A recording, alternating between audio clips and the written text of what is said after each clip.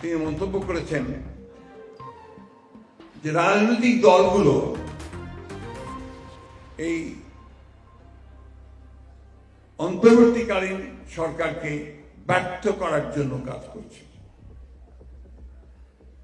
এটা একটা, আমি মনে করি এটা একটা, এই উক্তিটা উনি কি জন্য করেছেন, কিভাবে করেছেন, কোন প্রেক্ষিতে করেছেন আমি জানি না।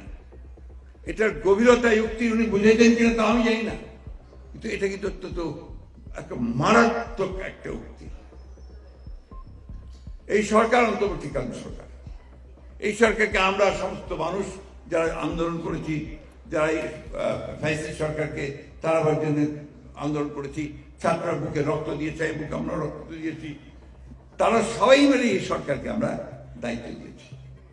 এবং এই সরকারকে দায়িত্ব দিয়েছি যে তারা আমাদের জন্য একটা পরিবেশ তৈরি করবে, এই রাষ্ট্রকে মোটামুটিভাবে একটা নির্বাচনমুখী করে নির্বাচন দিকে নিয়ে গিয়ে নতুন একটা রাষ্ট্র করবার সুযোগ করে দেবে।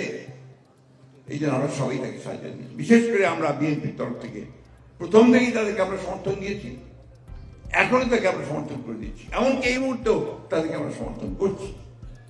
কেন আমরা চাই যে তারা কাজগুলো শেষ করে তারা আমাদেরকে, জনগণকে তাদের প্রতিনিধি নির্বাচন করার সুযোগ করে দিয়ে তাদের পার্লামেন্ট, তাদের সরকার তৈরি করার সুযোগ করে দেবে।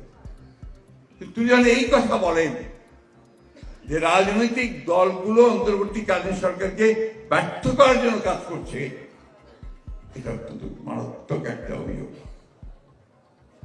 আমি তীব্রভাবে প্রতিবাদ করছি এবং আমি মনে করি যে এই ধরনের উক্তির তার প্রত্যাহার করা উচিত। এবং আমি এটা মনে করে দিতে চাই যে দয়া করে রাজনৈতিক দলগুলোকে বা রাজনীতিকে আপনাদের প্রতিপক্ষ বানাবেন না। রাজনৈতিক দলগুলো আপনাদেরকে সহযোগিতা করছে, এটা রাজনৈতিক দলের দায়িত্ব। সেখানে আজকে যদি আপনি বলেন যে আমরা এটাকে ব্যর্থ করার জন্য চেষ্টা করছি, আমরা হাজারবার বলেছি, আমাদের চেয়ারম্যান বলেছেন, আমরা বলছি যে এই সরকার ব্যর্থ হওয়া মানে জনগণ ব্যর্থ হয়ে যাবে, আমরা ব্যর্থ হয়ে যাব, তাই না? তাহলে এই কথাটা ওনারা কেন বলবেন? আমার মনে হয় যে তিনি হয়তোবা এর গুরুত্ব বুঝতে পারেননি, অথবা এর প্রেক্ষিতে বুঝতে পারেনি। কেন বলেছিলাম জানি না, তবে যদি স্বাভাবিক বলে থাকেন, এটা ঠিক না বুঝতে পেরে, তাহলে আমি খুব কিছু বলতে চাই না। কিন্তু উনি জেনে শুনে বলেন, তাহলে আমি অবশ্যই এর তীব্র প্রতিবাদ ও নিন্দা জানাচ্ছি, প্রত্যাহার করার জন্য অনুরোধ করছি। প্রতিটি মুহূর্ত আমাদের এখন সতর্কতার সঙ্গে পার হতে হবে। প্রতিটি কথা আমাদের এখন মেপে কথা বলা দরকার। আমরা এমন কোনো কথা বলবো না যা আমাদের এই যে বিজয়, সেটাকে নষ্ট করে দেয়, অর্জন নষ্ট করে দেয়। আপনারা দেখছেন যে আজকে ফ্যাসিস্ট হাসিনা পালিয়ে গিয়ে ভারতে আশ্রয় নিয়েছে। ভারতে আশ্রয় নিয়ে সে তার মতো কাজ করছে। সে লন্ডনে একটা মিটিংও করেছে, মধ্যে ডিজিটালি সে লন্ডনে আওয়ামী লীগের নেতাকর্মীদের নিয়ে একটা মিটিংও করেছে। অর্থাৎ সে সক্রিয়, সে অ্যাক্টিভ, সে তার কাজ করছে আবার ঋত ক্ষমতাকে ফিরে পাওয়ার জন্য।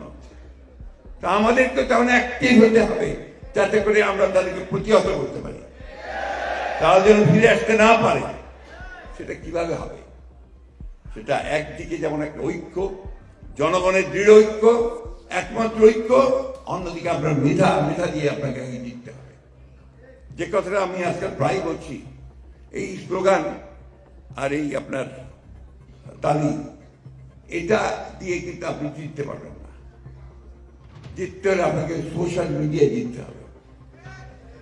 সামাজিক যে আপনার যে টুইটার, ফেসবুক, এর মধ্যে সেই যুদ্ধ করতে হবে।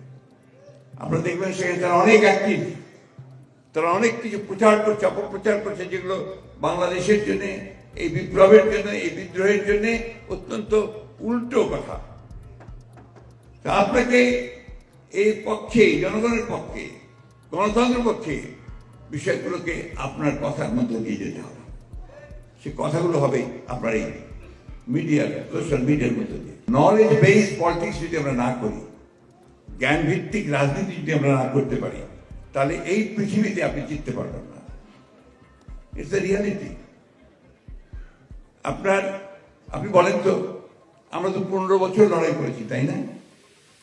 এই ছেলেরা কি অলৌকিক শক্তি পেল যে তারা 2 মাসের মধ্যে একটা যুদ্ধে চূড়ান্ত বিজয় অর্জন করে ফেলল। সেই শক্তিতে কি ছিল? Social media. সেই শক্তিতে ছিল তাদের এই কথা, তাদের লেখা মানুষগুলোর কাছে কাছে পৌঁছে গেছে। তা আপনাদেরকে অর্জন করতে হবে এবং সে তরুণদেরকেই করতে হবে। এই তরুণেরা সবসময় পাল্টায়, তারা সমাজ বদলে দিতে পারে, তারা মানুষের চরিত্র বদলে দিতে পারে, দেশ বদলে দিতে পারে। তাদের সেই শক্তি আছে, সেই শক্তিকে